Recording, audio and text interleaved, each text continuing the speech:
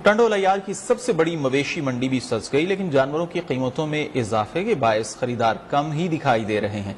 मवेशी मंडी में मौजूद है नुमाइंदा न्यूज़ वन तारिक हमीद अब्बासी, उनसे जानते हैं। ये तारिक आगाह कीजिए।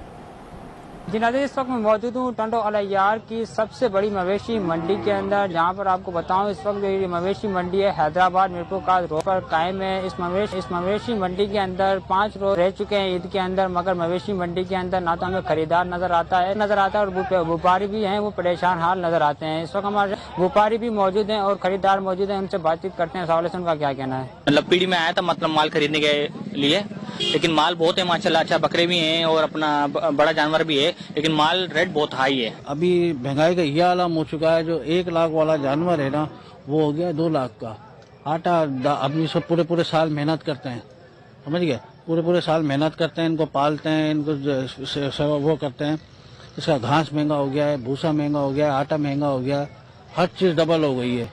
जी आपने खरीदारों की बात सुनी, इनका यही कहना था कि पिछले साल की निस्बत इस साल जो है दुगना इजाफा हो चुका है जानवर की कीमतों के अंदर। जो जानवर पिछले साल 1 लाख रुपए का था वो इस साल 2 लाख रुपए का यहाँ पे फरोख्त होता जा रहा है। दूसरी तरफ जो व्यापारियों का यही कहना था कि हम सालों साल इसकी हम खिदमत करते हैं, जिसके बाद जो इनको घास खिलाया जाता है वो भी महंगा होता है। अब इसकी जब बकरा ईद आती है तो इसका हम फरोख्त करते हैं, तो लाजमी बात है हम पूरे साल इनको खिलाते हैं, तो मजबूर होकर हम भी ये महंगा करते हैं। अब हुकूमत की जानिब से आपका शुक्रिया।